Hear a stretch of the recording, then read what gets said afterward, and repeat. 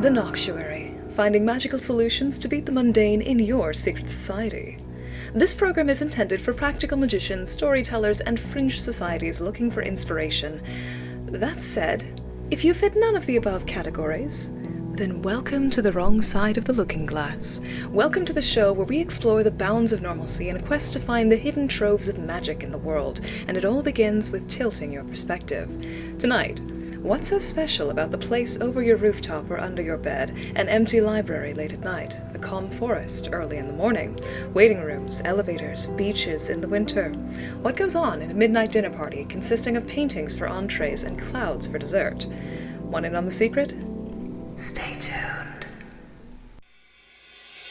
Put on your disguise, pour yourself a cup of tea, and take a step between silver and glass to a world of homebrew magic where secrets are power and daytime reality need not apply. For those of you under the radar and in the know, I'm Amanda Lockridge, and you're listening to The Noctuary.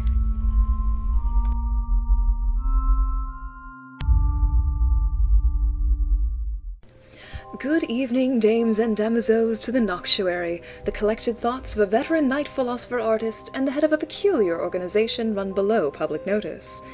Now, for those of you just dipping your toes into the realities between conspiracy theories and wild tall tales, I have a riddle for you as a sort of invitation. Up for the challenge?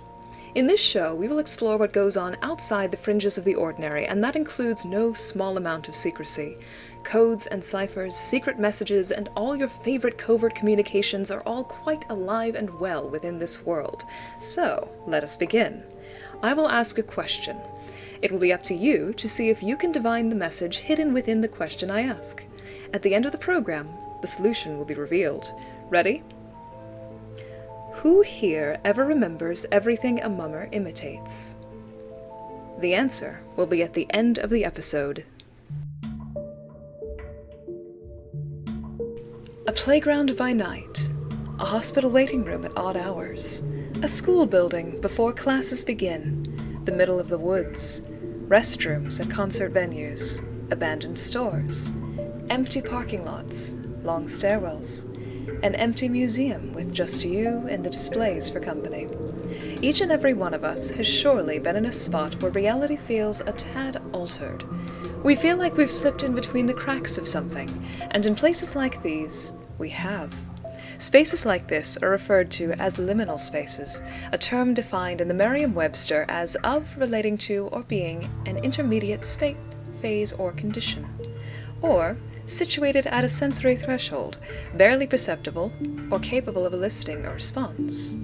Liminal is taken from a Latin root meaning threshold, and a liminal space is a space existing in between things, or in between times. It's a space that exists for the benefit of another place, like a waiting room or a lobby, or else a space with its proper context removed. A quick and easy example is in your own room.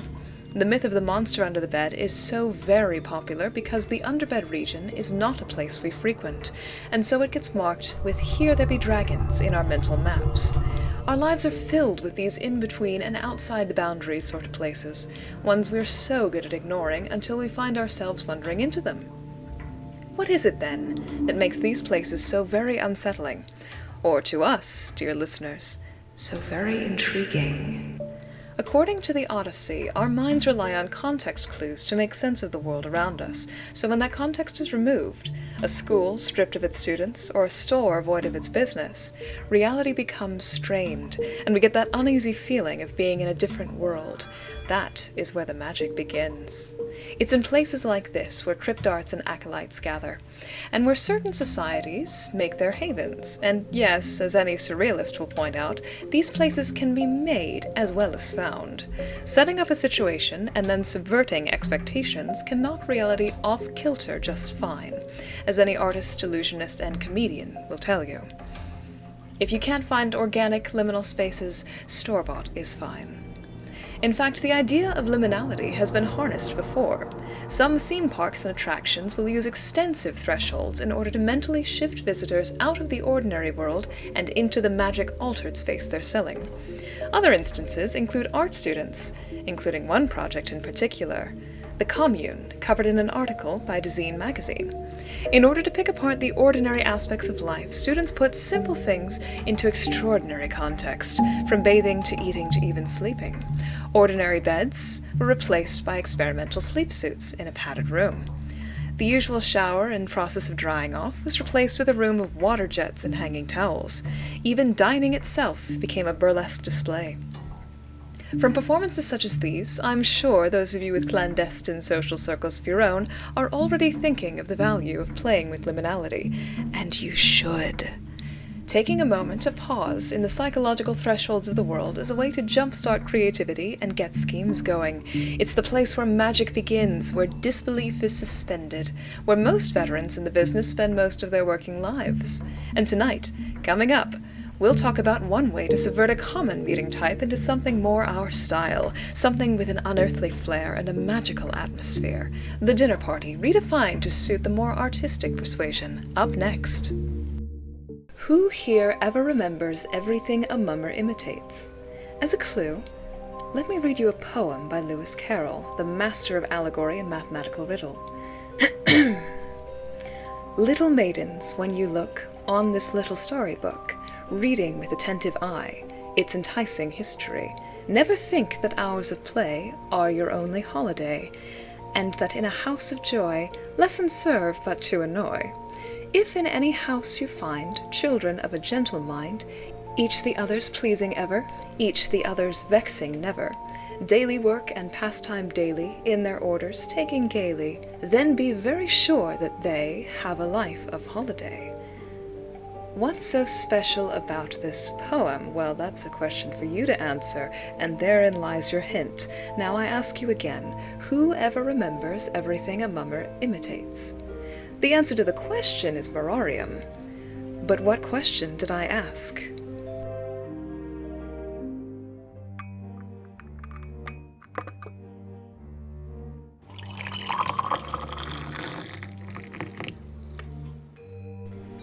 Here's a segment specific to a particular community. You know who I'm talking about, Sir and Madam's pseudonym and code words. It has come to my attention that many societies, as a whole, have really lost their way in keeping membership up due to sheer boredom. Having your covert initiations and secret meetings in an underground sanctum is perfectly droll, but without some extra doses of magic to complement all the cloak and dagger, droll can swiftly turn to dull. Today's solution? A most innovative dinner party. When ordinary context is removed, an ordinary situation is transformed into something extraordinary, something otherworldly. Take the dinner party, for example. 3 to 7 courses, each with their own silverware and etiquette for consumption. Menus are provided beforehand, and drinks are served to complement. Conversation, dress code, and the manner by which you eat are all dictated by a set of unspoken rules. Oh, and the dinner always occurs sometime at a reasonable evening hour. So what can we do with our newfound knowledge of the liminal to change this? Let's play with a few ideas, shall we? February 1885, London. The host? Chandrish, brilliant event planner and engineer of spectacle. He invites 5 guests to a dinner at midnight sharp. A pianist plays through the evening, never speaking a word to anyone. There's entertainment after, with the visit of a contortionist. But the dinner itself begins at the 12th chime of the clock precisely. No menus are provided. Each course is a mystery to the guests. 1941, Monterey, California. The host? Salvador, a surrealist artist. The hostess presents herself dressed as a unicorn. When the guests sit down to eat, they're served such things as a fish plated inside satin slippers, or a serving tray filled with live frogs that scatter when it's opened. Pies are baked in the form of tropical islands, complete with palm trees, and eggs are served whole in shell, on spits over trays of live coals. Mingling with the guests are a number of wild animals, including the artist's pet monkeys and ocelot. Modern day. Windy Chicago and sunny California, 2 brilliant chefs create dinners within their restaurants consisting of edible oceans, forest paths, beehives, paintings, balloons, clouds, and even more imaginative and daring creations. Poems are served in lieu of menus, describing each dinner not as a meal in stages, but as a journey in experience. Tickets to these dinners run into hundreds of dollars, and the cookbooks from each chef are practically heirloom quality. On another side of the coin, another food stylist creates faux cannibalist dinners to suit the grim tastes of a discerning audience, jokingly warning guests before dinner that nothing here is vegetarian. I visited all three of these instances in the Troverly way, but I have yet to taste their apéritifs, nor sample the atmosphere of their unusual timing in serving and dishes. And there are so many other such dinners to take inspiration from. At the close of the French Revolution, surviving nobility gathered to enjoy meals entirely of black foods, from dark chocolate to black olives, served from a coffin. In the modern era, there exist hotels of ice or underwater havens or tables suspended in the air at which other incredible dinners are served. All of these things go to show just how much magic there is to subverting expectations. What remains when you remove the ordinary from the ordinary? It's quite simple. Without all the insulation of convention and comforting normalcy, the extraordinary emerges. It's my challenge to you, then, O societies underground and clandestine. It's time to bring the magic back to the table, and take the time to gather with your fellows in a way that suits our kind. The ingredients for this particular recipe are as follows. 1 unusual location. This can be a forest, a shore, an attic room, or even a graveyard. Anywhere but the dining room, if you please. This step removes the dinner party from within the bounds of normal and places it outside in the liminal. That's the goal. 1 stroke of midnight at which to commence the festivities. If a stroke of midnight or a grandfather clock to mark it is not available, you can substitute an air raid siren or the chiming of a music box, depending on what flavor you prefer. 1 secret menu, not revealed to the guests, consisting of dishes that conceal their true nature. And for garnish, a dash of topsy-turvy. Any kind, from incorrect use of tableware to the addition of non-human guests will suffice. This ingredient is simply to taste.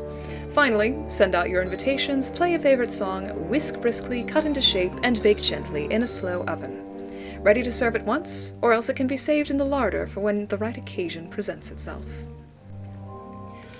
Alas, it would appear that we've reached the end of our time, but before we say adieu, there's one more piece of business to cover. Tonight's puzzle. Are you ready? Have you figured it out? Yes? No? Let's walk through it. Who ever remembers everything a mummer imitates? I told you earlier that the answer is Mirarium, but what was the question? The poem by Carol, presented in the intermission, was known as an acrostic. The first letter of each line spelled out the names of the 3 daughters of the Little family, Lorena, Alice, and Edith. And these are the very girls that inspired Carol's most famous work, Alice's Adventures in Wonderland. How does this relate to my question? Well, have you a pen and paper ready? Write out each word in the question. Then take the first letter of each word and write it separately. The answer will quickly become clear. I'll give you a moment. Who ever remembers everything a mummer imitates?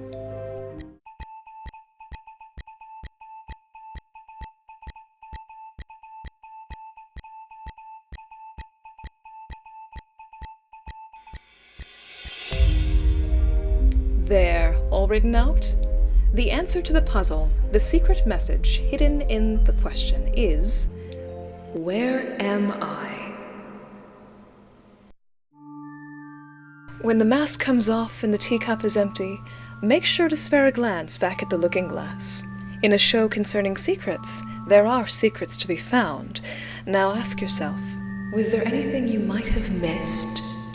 I'll leave you to your pondering and to add to noctuaries of your own. Happy scheming!